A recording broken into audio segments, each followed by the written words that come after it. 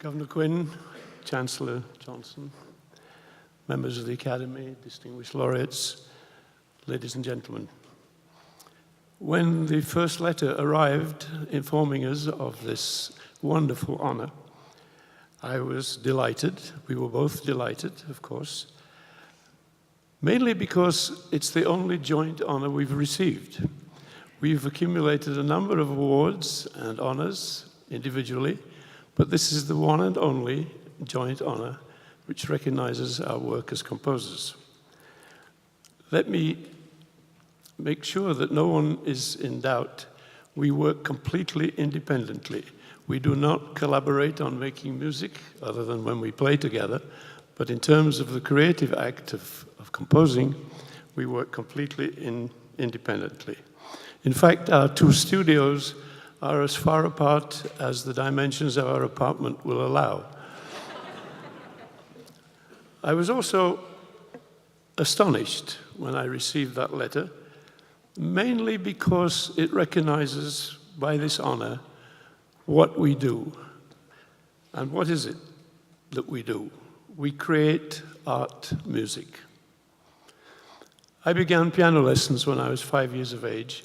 And by the time I was 10, it was deemed necessary that I would go to a new teacher who would elevate my studies and challenge me more and help me progress along the lines that were intended. Before I went to the new teacher, my father told him, Bernard sits at the piano for many hours, not only practicing, but he makes up music. He sits there improvising. And as a result of that comment from my father to the teacher, that piano teacher, in addition to the weekly exercises, technical, learning the repertoire, obliged me to carry a manuscript book, a book of manuscript paper. And I can think that he was probably the only piano teacher on this planet that would have tried to do what he did with a young boy of 10.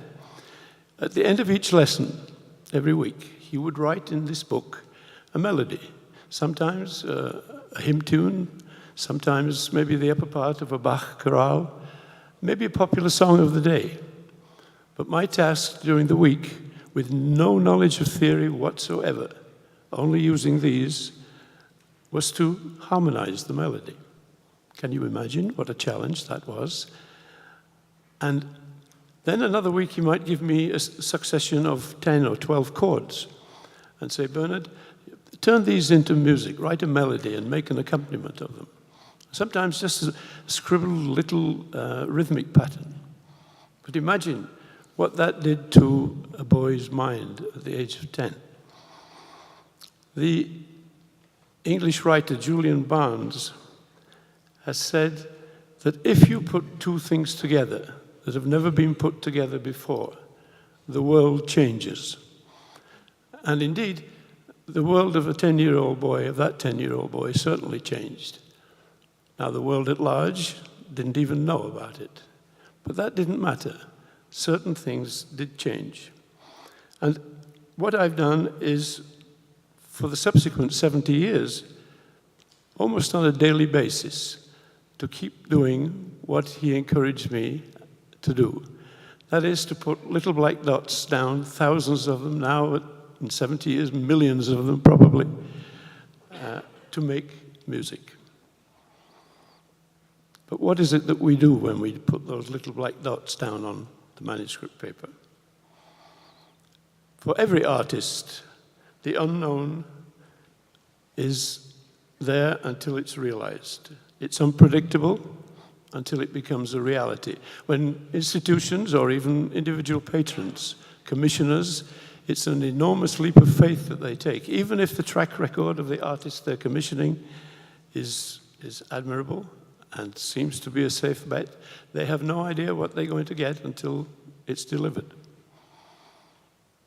And so we, in our studios use our intellect, our intuition, our imagination, our experience, and our gut feeling to probe that aspect of humanity we call soul. And we offer any willing listener an experience which may change their private lives and their private world. I love the phrase that John Lennon used. He called listening to music magical mystery tour. And it is true that when we listen to music, if we listen to it with open ears, open mind, and open heart, the likelihood is that it will reach us and it will touch us, and we will be changed by it. Witness the great works of the repertoire that we've inherited from hundreds of years. We also, as artists, have to be prepared to fail. Artists of any kind, whatever the genre, we're obliged to recognize a bad idea when it comes along. And sometimes under pressure, that's very difficult to do. We're meeting a deadline, and we want to make sure that we deliver according to contractual agreements and so on. But we have to make sure always that the idea that we are working with has an enormous potential for expressive purposes. And music is also a social art, but the composing, the creating of it, is a very lonely activity. But Marion Moore has reminded us one of the best cures for loneliness is solitude. And C.S. Lewis sums it up. He says it's the inconsolable longing in the human heart and mind for we know not what. But we must, as artists, have courage to search for and define and be prepared to be wrong. We are driven by passion, not by fame or fortune. And that fact of fortune prompted my mother on so many occasions to say, "Bernard, whenever will you get a real job?" The great German poet Rilke once was asked, "Why do you write poetry?" He said, "I can't do anything else." Well, a man of his intellect obviously could have applied himself in so many ways. But we know what he meant. He was driven by the passion to put words together in a way that they'd never been put together before, and the world changed accordingly. And one of my great idols, the great composer Igor Stravinsky, he never taught, but in one interview, he was asked by the interviewer, if you had taught students, what would you have expected and demanded of them? And he said, that they would amaze me.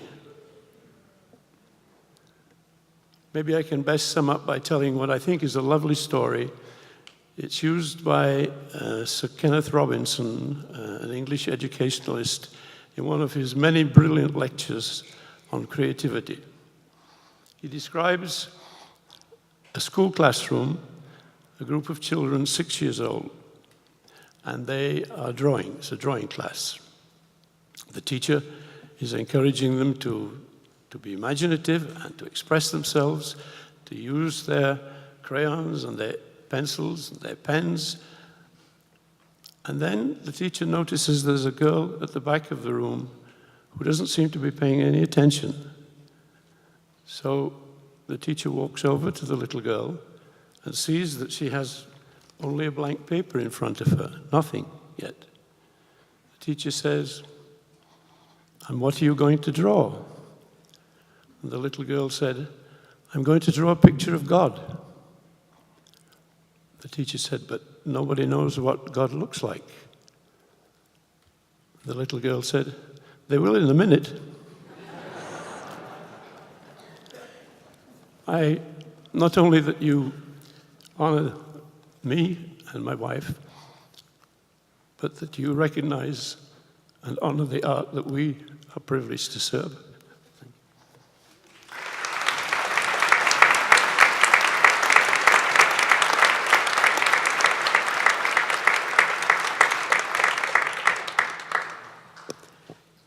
Governor Quinn, Chancellor Johnson, members of the Academy, distinguished guests, and ladies and gentlemen, let me express my gratitude. Robert Frost said, "To be a poet is a condition, not a profession." And Pearl S. Buck, the Nobel laureate and novelist, said that by some strange, unknown, inward urgency, the artist is not really alive unless they're creating. I identify very much with those two quotes. Composing makes me feel alive. Being a composer is my condition, not my profession. And I do respond to that strange, unknown, inward urgency. I believe that audiences and composers both have a need for human connection through music. When I was a very young child, aged 3 and 4, I used to lie underneath the piano in our home. I was the 10th of 10 children and a twin, and I used to lie underneath the piano and listen to someone else play it with a resonance all around me. And sometimes that piano was played by my mother, who supported our family, and she was a kindergarten teacher of over 30 years. I loved to play the piano then, and I do now. And then I went on and played trumpet for 13 years. I was embraced and enchanted by the sound of an orchestra. And in 1983, I came to Chicago and enrolled in Northwestern University School of Music. And for the best part of all those 30 years, I've been living in Chicago. To hear how to start a composition, how to break silence with sound, to delight in organizing sonorities, to strive for maximum concentration, seeking clarity even within complex musical structures, seeking to find an elaborate relation between the concept and the craft, where both are intelligent, sensitive, and elegantly accomplished. Such a life search is extremely humbling, but also very exhilarating. Music changes, it always has, and it always will. One principal aim of art is to explore that tension between the enduring and the short-lived. And thus, each era of composers uniquely defines their music. Music's eternal quality is its capacity for change, transformation, and renewal. Thus, there is an abundance to celebrate and to learn from one another. The accomplishments of our predecessors keep us humble and focused, and at the same time, they inspire us with confidence to think creatively. Old music needs new music, and new music needs old music. Art music's healthy survival depends on a willingness of country, state, city, patron, university, scholar, composer, performer, and audience member to take a leap of faith in believing that the art's search for truth is consequential and valuable. While composers take that leap of faith to illuminate their particular moment in humanity's ongoing creative and musical searchings, I thank the Lincoln Academy of Illinois for taking an institutional leap significantly to support the creative art of music composition, and the Academy's belief in two historical truths. Number one, that art music has a crucial role as a civilizing influence, ranging from casual entertainment to spiritual uplift. And number two, that artists of all kinds make irreplaceable contributions to the evolving culture of a civilized society. This award means the world to me. Thank you very much.